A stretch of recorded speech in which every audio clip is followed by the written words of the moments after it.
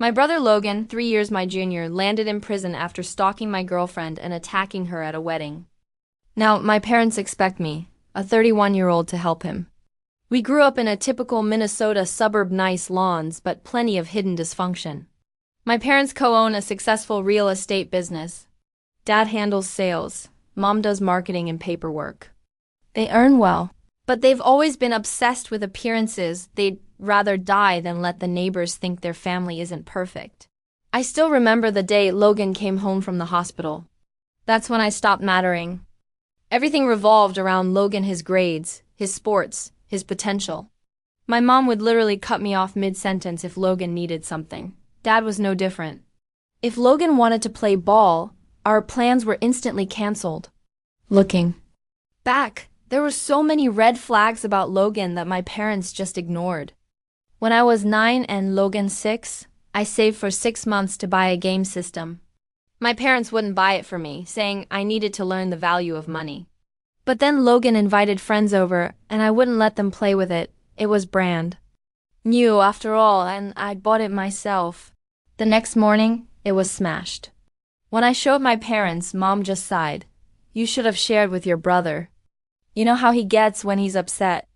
That weekend, they bought Logan a better system, just to avoid an argument, and I never got mine replaced.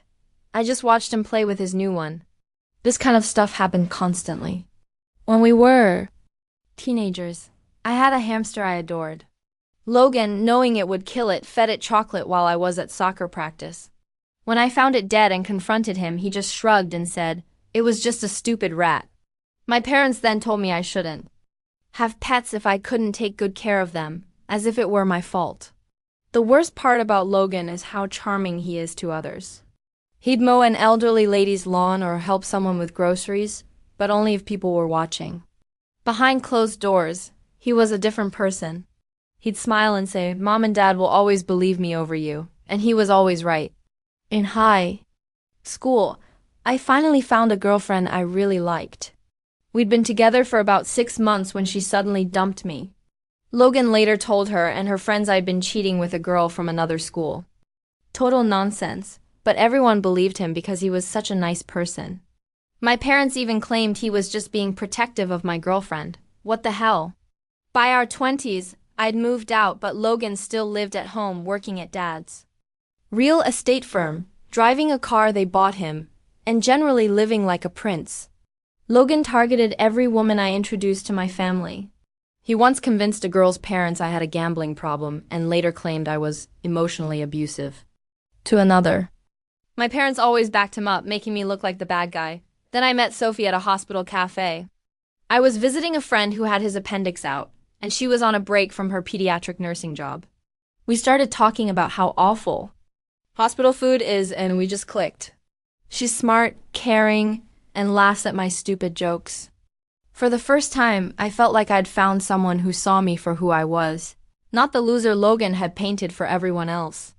I kept Sophie away from my family for 3 months, flat out refusing to introduce them. Sophie initially thought I was crazy, but I eventually told her everything about Logan's history, all the messed up things he'd done. I needed her to understand what she was getting into. Sophie, though, has this annoying habit of seeing the best in everyone. "Maybe he's changed," she'd say repeatedly. "We're all adults now, and I'd like to meet your parents." She believed family bonds could heal over time. I wanted to believe her that Logan had outgrown whatever drove him to ruin everything good in my life. Part of me wondered if keeping Sophie a secret was making things worse. Maybe Logan would respect boundaries now that we were older. Perhaps hiding her made her seem more like a prize to be acquired or destroyed in his twisted mind. So, against my better judgment, I decided to take Sophie to a family dinner at my parents' house. I figured Logan would be kept in check with everyone else around. I swore I wouldn't leave her alone with him, not even for a minute. I remember being so scared driving to my parents that Sophie leaned over and put her hand on my knee, which was bouncing uncontrollably. She gave me a reassuring smile as if to say, "It'll be fine." I just nodded, but inside I was thinking, you have no idea what we're walking into. The instant Sophie walked through my parents' front door, I noticed a change in Logan's eyes. It was subtle, but I'd seen that look before, a flicker of something. Hunger, before his face returned to its usual charming mask. He practically shoved Mom out of the way to be the first to hug Sophie. The hug lasted awkwardly long, forcing Sophie to physically pull back. Mom said, "Logan, give the poor girl some space," but she laughed as if it were sweet. Dad just stood there, smiling proudly, watching Logan be so welcoming. It was like I wasn't even in the room. I kept a close eye on Logan throughout dinner. He kept finding small excuses to touch Sophie, passing the salt and letting his fingers brush hers. Reaching over her for the bread basket when he could have asked someone to pass it, that kind of thing. And he kept telling these funny stories about me, clearly meant to make me look like a loser. "Hey, Sophie, did James ever tell you about the time he tried to ask Stephanie Jenkins to prom?" Logan asked, smirking across the table. Before I could stop him, he launched into the story. How I practiced for weeks in the mirror, rehearsing a whole speech, then got so nervous I threw up on her shoes. "Poor Stephanie ran away crying," he finished, "and James was known as Vomit Boy for the rest of senior year." Logan conveniently left out that I'd had food poisoning that day from some dodgy takeout, and the only reason I went to school was because Logan told Stephanie to meet me at a specific time, knowing I was sick. He actually set the whole thing up to humiliate me. But of course, my parents laughed like it was the funniest story ever. "Oh, James was always so nervous around girls," Mom remarked helpfully. Sophie gave me a sympathetic glance and tried to change the subject, but Logan wasn't finished. The worst part was when dessert arrived. Logan ended up sitting next to Sophie, even though he'd been across the table for dinner. He literally got up and moved as Mom brought out the pie. Then he tried to feed her a bite with his fork, staring at her like they were in a romance movie. Sophie turned her head away, but he held the fork there until she had to respond, "No, thank you." I dismissed the nonsense. I didn't want to ruin the entire night. Sophie offered to clean up after dinner. She's just thoughtful like that. I was helping Dad move some boxes in the garage when I realized I'd been away from the kitchen too long. I rushed back and found Logan standing far too close to Sophie at the sink, his arm resting on the counter next to her, blocking her exit. "James has always been the safe choice," he said quietly. "But don't you ever wonder what it would be like with someone who could actually excite you?" Sophie had backed up as much as she could against the sink. "I've asked you twice to give me some space," she said firmly, but I could hear the stress in her voice. When she saw me, her expression of relief made my blood boil. Logan just chuckled and clapped my shoulder as he walked past. "Your girl's way too serious, bro," he observed, as if we were sharing a joke. "You should tell her to lighten up." I wanted to punch his smug face. My palm curled into a fist, but I didn't want to make a scene in front of Sophie, so I just wrapped my arm around her and told her we needed to leave. Sophie was silent in the car for a long time. I kept looking at her, expecting her to say something. She finally took a deep breath. "Your brother isn't what I expected," she explained gently. "He's more deliberate than how you described him." "Deliberate?" I asked. "Yeah, the way you talked about him, I was picturing someone more obviously aggressive or mean. But he's subtle. Everything he does seems innocent if you point it out individually, but put together." She trailed off. "I can see why your parents don't notice. He's good at making it all seem normal." I gripped the steering wheel so tightly. "I'm sorry. I shouldn't have brought you there." "No," she said, gazing out the window. "I needed to see it. The way your parents just let him behave that way. It explains a lot about what you've been through." I wanted to turn the car around and confront Logan directly, tell him to stay away from Sophie, but I'd been down that road before. Direct confrontation just gives Logan ammunition. He twists everything, making me look insane or jealous, and my parents always back him up. "Let's just not see them for a while," I said. "We'll come up with excuses for family stuff." Sophie nodded, but she seemed distracted. "That's probably best," she replied. I had a feeling Logan wouldn't let it go. Every woman I'd ever had was a potential target for Logan, but Sophie's case was different. He no longer stared at her with the intention of harming me. He wanted her for himself. And Logan always gets what he wants. My parents made sure of that. Our whole lives, things got much worse after that dinner. It started about 3 days later. Sophie was getting ready for her morning shift at the hospital when her phone rang with an unfamiliar number. When she answered, there was just heavy breathing. Then they hung up. She dismissed it as a wrong number or a spam call. Later that day, she got a call from another unknown number. This time, when she answered, a male voice said, "You're not as hot as Logan said you were, but you're still stuck up." Then they hung up. Sophie told me about it that night, obviously creeped out. "It was strange," she added. "They knew my name." I immediately thought of Logan, but I didn't want to jump to conclusions yet. It could have been a random weirdo from the hospital or something. However, by the end of the week, Sophie had blocked 6 different numbers. The voicemails became more specific with phrases such as, "Nice blue scrubs today," or "Saw you at Kroger," buying that healthy crap. Someone was definitely watching her. I listened to one of the voicemails and immediately recognized the voice. Drew. He'd been Logan's best friend since high school, the same jerk who spread rumors about me in the past. The same guy who still treats Logan like a god. "It's your brother behind this," Sophie remarked, handing me a new text that had just arrived. "Playing hard to get is endearing, but it's gotten old. You know, you'd rather be with a genuine man than his worthless sibling." I could feel the old familiar rage building. The same emotion I'd felt every time Logan wrecked something and got away with it. This time, though, things were different. This wasn't just about me anymore. Sophie didn't deserve this. She started checking her rearview mirror on the way home from work. She started calling me during late shifts. Her phone vibrating made her jump.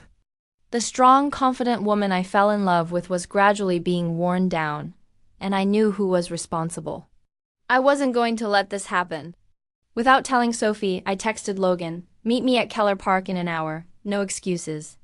I half expected him to ignore me, but he almost instantly replied, "Damn, you sound serious." "All right, big bro, let's chat." Logan was there in the practically empty parking lot when I arrived, leaning against his car with arms crossed, looking as arrogant as ever. "Wow, what a dramatic meeting in the park," he commented as I stepped out of my car. "Didn't think you had it in you, James." I walked up to him and got in his face. "You stay the hell away from Sophie. You and your little minions." Logan chuckled and shook his head. "God, you're so predictable. Always acting like the protective boyfriend. Tell me, does she even like that? Or is she just waiting for someone with a little more confidence?" Before he could say anything else, I grabbed the front of his shirt and shoved him hard against his car. His sneer faded for a second, replaced by something colder. "This isn't high school, Logan," I said.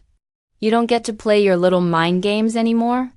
You so much as look at Sophie again, and I swear to God I will make you regret it."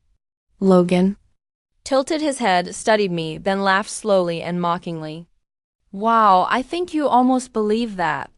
I slammed him into the car again, harder this time. "Try me." Logan, for the first time in his miserable life, didn't recover quickly. His arrogant mask slipped for a second.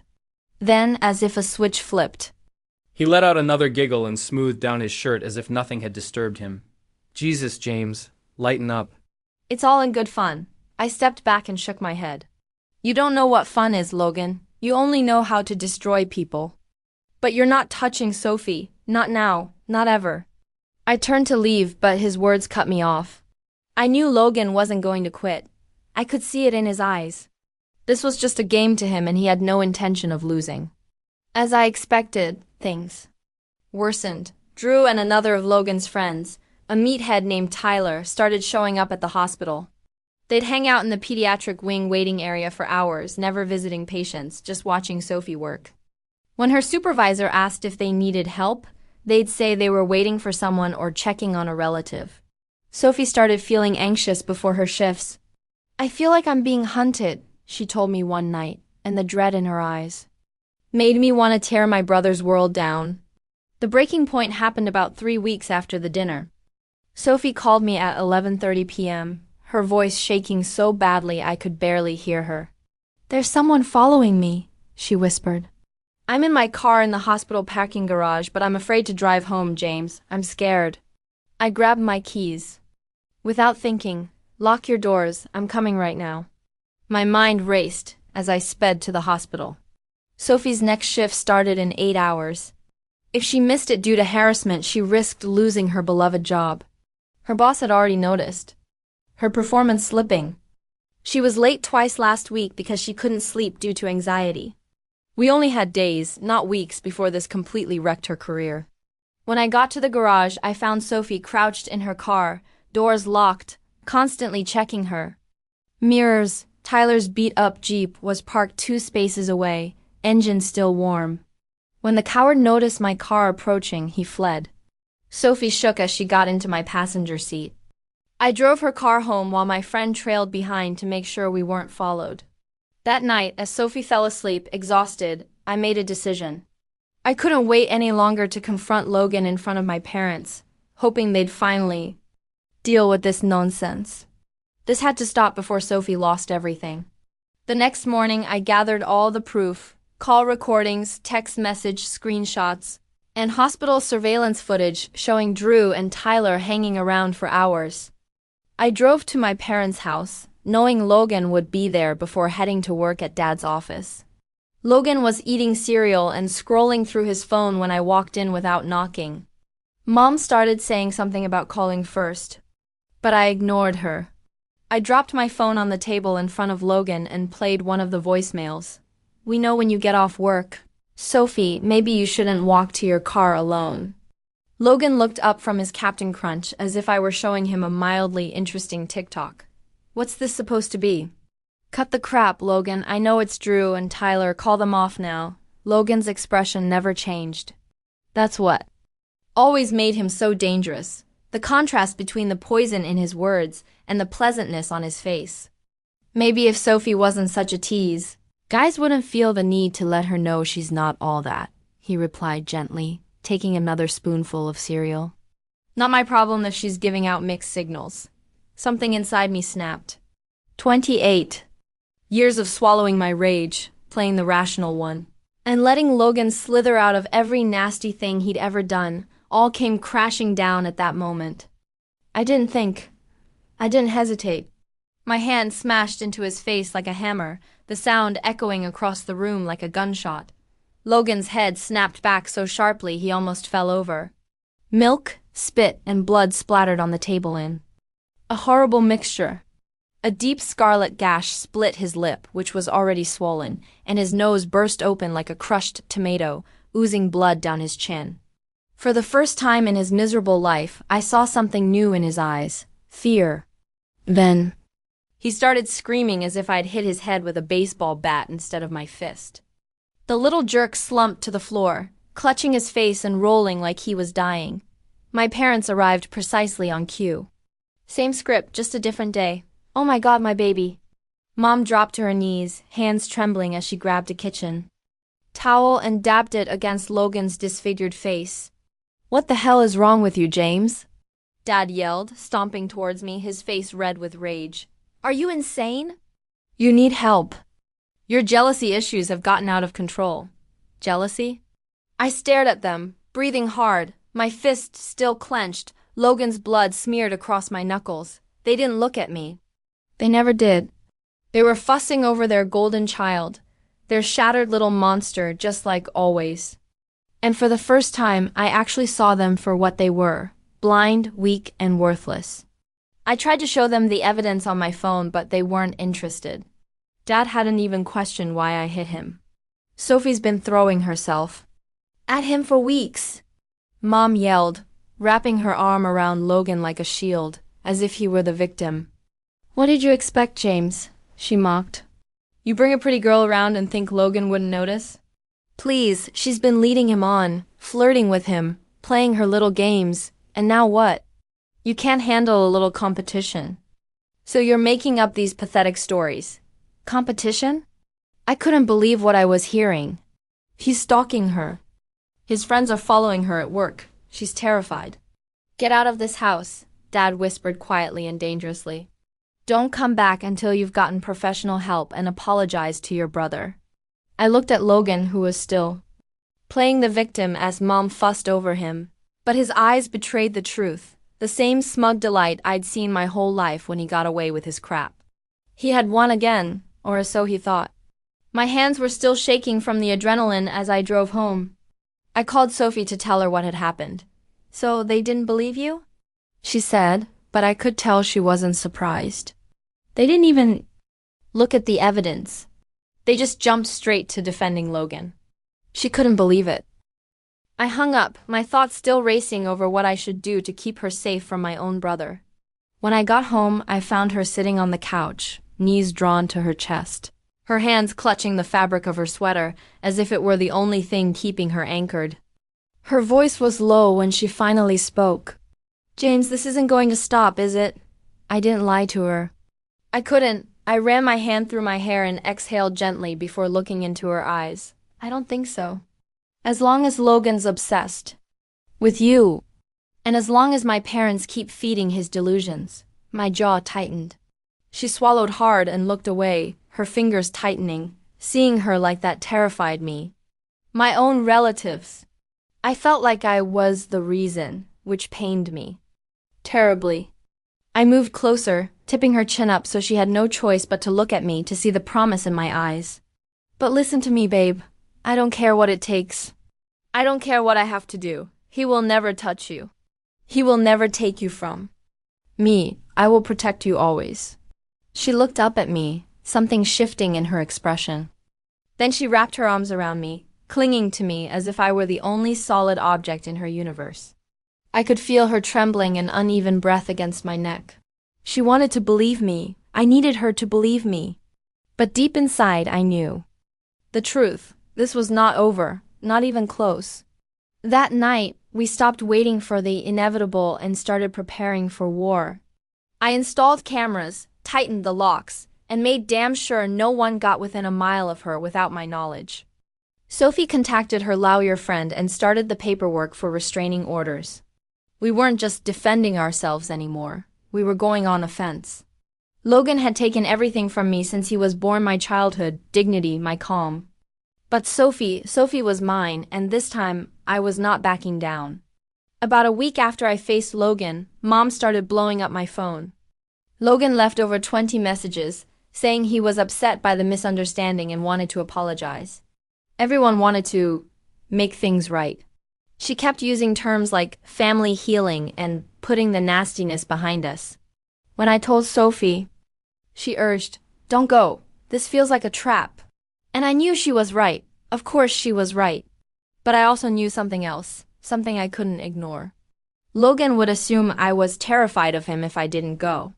He would think he had won. Logan worked that way. If you gave in and let him push you away, you gave him permission to go harder, dig deeper, and wreck more. I refused to give him that satisfaction. This wasn't about mending anything. This wasn't about family reconciliation or forgiveness. This was about making it crystal clear where I stood. "We'll go together," I decided. "The first sign of anything weird, we leave. I promise." When we walked in, the house was packed. My parents, Logan, my aunt and uncle, who always treated Logan like he walked on water. And worst of all, Drew and Tyler, the thugs who'd been stalking Sophie at the hospital. "What the hell is this?" I said, automatically wrapping my arm around Sophie for protection. "We're here to help you and Sophie work through this situation," Mom continued, using a fake therapist voice that made me want to vomit. What followed was 2 hours of the most twisted gaslighting I'd ever witnessed. They took turns explaining how Sophie had clearly been flirting with Logan during dinner, how she must have led him on, and then panicked when she realized I would find out. Sophie's hospital visits were completely benign, and she was simply paranoid as a result of working too many night shifts. Logan played his part perfectly, looking pained and emphasizing how much he was looking forward to welcoming Sophie into the family. Drew even had the audacity to describe what Sophie had been wearing on specific days at work. And my parents nodded as if this proved she was seeking attention rather than being watched. I watched Sophie's face pale as they tried to make her doubt her own reality. Sophie's breathing changed when Tyler began recounting the exact hallway she'd walked down on Tuesday to prove he'd been following her. She was starting to have a panic attack. "We need to leave," I murmured as I helped her up. Mom grasped my arm firmly. "James, it's time to make a choice. Your true family, or this woman who is clearly trying to separate us." I looked at her, truly seeing her for the first time in my life. "Sophie is my family now. And if you can't see what Logan is doing, that's on you." Sophie's expression was tight when her supervisor called her into the office the next day. "Concerns have been raised," she began quietly, as if she didn't want to say the words aloud, "about you causing drama at work." I knew Logan was behind this the moment she said it. Someone had been spreading stories and whispers about Sophie's mental health concerns, her lack of trustworthiness, and her alleged history of false claims against men. Pure poison expertly delivered. She had 3 days to decide whether to accept a transfer to another department or face a formal review. Logan was taking away everything she loved about her profession and the children she looked after, just like he always did. That night, as we sat silently at our kitchen table, Sophie's laptop displayed an email notification, a message from an old colleague, a job, a new beginning in a hospital 300 miles away. Sophie read the offer letter, her fingers hesitating. Over the touchpad, she didn't look up when she spoke. "Isn't he going to stop?" I knew he wouldn't, but I didn't tell her. "I just made a decision. We leave," I said. Her eyes perked up. "Sophie, we're done letting him dominate our lives. We're done giving him opportunities to twist the knife. I don't care what it takes. I don't care if we have to start from scratch. We're getting the hell out of here, somewhere he can't reach us." For a minute, she just stared at me. Then her shoulders loosened as if she was finally letting out a breath she'd been holding for months. That night, she started browse for apartments. I started making calls about moving arrangements, but all I could think of was how Logan had stolen everything from me since we were kids, my childhood, peace, relationships. But Sophie, this was where the cycle ended. He was not taking her. Not now, not ever. I was ready to completely remove him from my life, to never see his face or hear his name again. We had a new city and a fresh start. We were finally free, or at least we thought we were. Just as we were settling into that tranquility, my cousin, Chloe, called. Chloe was the only person who saw through Logan's facade when we were kids. She saw him hurting her cat and told everyone, but my parents convinced us she was lying for attention. She never forgot it. She called personally to invite us to her wedding. "Logan will be there because my parents insisted," she explained, "but I hired security just to keep an eye on him. And you'll be seated with my husband's family, away from your parents." After 3 months of relative quiet in our new city, we decided to go. Sophie had a new job she loved. I was working remotely. Things were going well, and we felt prepared to face my family for one day, especially with Chloe's measures in place. The ceremony went well. Logan was a groomsman for Chloe's husband, Dylan, my cousin from the other side of the family, who was unaware of all the drama. So Logan stayed busy for most of it. We kept our distance at the reception, sitting next to Dylan's family, while Logan and Dad were across the room. For a few hours, it looked like we would make it through the day without incident. Sophie was even laughing and dancing, which I hadn't seen her do in months. Sophie went to the bathroom around 9 p.m. After about 10 minutes, I realized Logan was no longer at his table. Something in my gut told me something wasn't right. My heart pounded as I walked toward the restrooms. As I neared the corner, I heard Sophie cry out. I started running, but Dylan and his brother David were coming from the opposite direction and got there first. What I saw will be etched in my memory forever. Logan had Sophie pressed against the wall in the hallway outside the restrooms, one hand covering her mouth and the other clutching her arm so hard his knuckles were white. Her dress was torn at the shoulders. As I arrived, Dylan and David were yanking Logan away from her.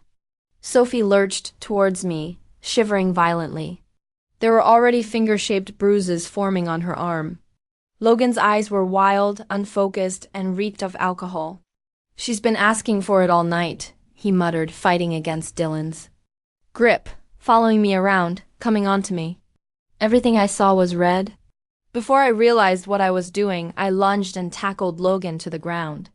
I hit his face so hard that I felt something crack and crunch on his nose or cheekbone.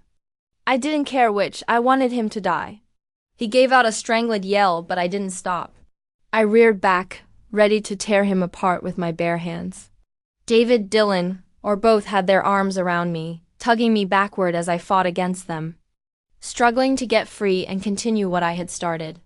"James, stop," Dylan said, cutting through my rage. "We've got him. He's done." David, a cop from another city, quickly called the local police. I took Sophie to a secluded room where Chloe and her mother helped clean her up and calm her down. When the cops arrived, my parents lost it. Mom physically tried to keep them away from Logan, yelling about misunderstandings and how that girl was obsessed with my son. Dad tried to grab one officer's arm while they were handcuffing Logan. Logan's behavior changed abruptly. One minute he was crying, claiming Sophie had seduced him. The next moment he was threatening everyone, yelling, "None of you understand what I'm capable of."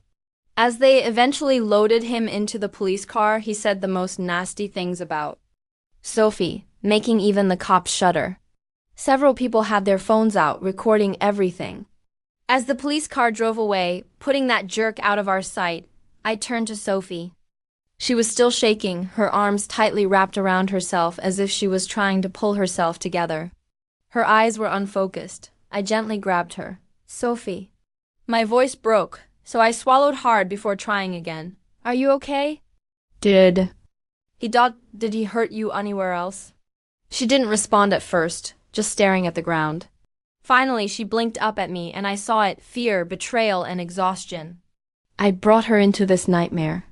I had allowed this to happen. I grabbed her cheek and brushed back the strands of hair Logan had pulled loose. "I'm really sorry, baby." My throat tightened. "I should have protected you. I should have never let you near him." She shook her head. "You didn't do this, James."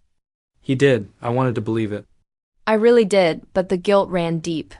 I wrapped her in my arms and held her against my chest, feeling her body shudder. She wasn't just the woman I loved. She was my only true family, the only thing in the world that mattered. And if someone ever touched her again, I would tear this entire world apart. The days following the wedding were chaotic. My parents went on a psychotic rampage, calling everyone in the family to spread their twisted version of events. Thank God for the evidence. Logan was clearly seen following Sophie to the bathroom on Chloe's wedding video. Several guests witnessed him making strange comments about her throughout the night. Of course, there was cell phone footage of his drunken confession during the arrest, in which he essentially confirmed everything. Sophie and I were dealing with the legal repercussions when my parents unexpectedly showed up at our apartment. They created such a disturbance that our neighbors called the cops. Mom was screaming about how I was sending her baby to jail, and Dad threatened to make sure I never worked in this state again, as if I cared about his connections. At that point, they alternated between guilt trips about hurting the family and threatening to cut me off financially, despite the fact that I hadn't taken any money from them in years. Mom genuinely said, "After everything we've done for you, this is how you repay us," as if they were the victims in all of this. Sophie and I didn't waste time. We hardened everything, adjusted our habits, increased our security, and made sure no one could approach us without our knowledge. Logan's restraining order was just a piece of paper. We both knew it wouldn't deter him if he truly intended to get to us. Distance was our only real defense. I received a call from Chloe a week after the wedding. Logan had been denied bail due to the seriousness of the assault allegations and his recorded threats. He was going to be held in jail until the trial, which could take months. My parents supposedly told everyone who would listen that the court system was biased against young men and that Logan was the true victim in all of this. Chloe also mentioned that after seeing the wedding videos, other family members had decided to support us. After seeing the footage of the assault and Logan's arrest, even my Uncle Mark, who was usually on Logan's side, called my parents insane. That happened 4 years ago. Sophie and I have lived a pretty comfortable life since then. We married in a small ceremony in front of Chloe's family and Sophie's relatives. Sophie became the hospital's head pediatric nurse. I was promoted to senior developer. We bought a house, planted a garden, and met new people. Sophie is currently pregnant with a baby girl who will arrive in 3 months. Life was good, normal, peaceful. Then yesterday my phone rang from an unknown number. It was my mother, weeping so hard I couldn't understand her. The story that emerged from her cries was wild. Logan ended up serving only about 18 months for the wedding assault. His pricey lawyer successfully reduced the charges and he was released on good behavior about 2 years ago. We had cut off all communication with that side of the family, so none of us knew. Logan supposedly entered a church recovery program after getting out where he met a woman named Natalie. According to Mom, the church portrayed their romance as a redemption story, and they married just 6 months after meeting. My parents and Natalie's family were all supportive, assuming Logan had been redeemed or something. According to my mother, everything was fine until last week when Natalie's coworker called the police after she missed several days of work. Natalie's welfare check revealed 2 broken ribs, a shattered wrist, and numerous bruises. What was really messed up was that during the investigation, they discovered that my father had been actively helping Logan conceal the abuse for months. Every time Natalie threatened to leave, my father would intervene, threatening her employment, pressing her family about their mortgage, convincing her parents that she was unstable, and making stuff up. Logan apparently beat Natalie so hard she couldn't go to work after she received a promotion that would have given her financial independence. When she called my father for help, he advised her to try harder and remember her wedding vows. Logan and my father were both arrested for domestic violence, with my father facing charges of witness intimidation and conspiracy. Logan was still on probation for the assault on Sophie, so he's facing heavy consequences. You have to come home, Mom urged. Families need to stick together in times of crisis. Your brother and father need your support. That Natalie girl is obviously exaggerating everything just like Sophie did 4 years ago. Nothing had changed. Mom, I spoke gently. Did you ever consider that if you and Dad had gotten Logan help when we were kids, maybe Natalie wouldn't be in the hospital right now? She broke down completely, revealing that they had always known Logan had problems but felt they were protecting him. It's too late for that, I said before hanging up. Sophie suggested we reach out to Natalie via Chloe to offer assistance. She needs someone who understands what she's going through, Sophie told me. Logan accepted an 8-year prison sentence a month later. My father's real estate license was suspended, and most of his business partners parted ways with him. My mother moved out and filed for divorce, sending me a long letter in which she apologized for enabling Logan throughout his childhood for failing to protect me as a child, and most importantly for how they harmed Sophie. Too little, too late. As I watched Sophie chat to our unborn daughter while watering our garden that evening, I felt no satisfaction for being right about Logan all these years. Only a determination that the pattern would end with me. Our daughter will grow up with nothing but healthy love and respect. Logan took a lot from me over the years, but he couldn't steal the life Sophie and I had created together. Some people just refuse to change.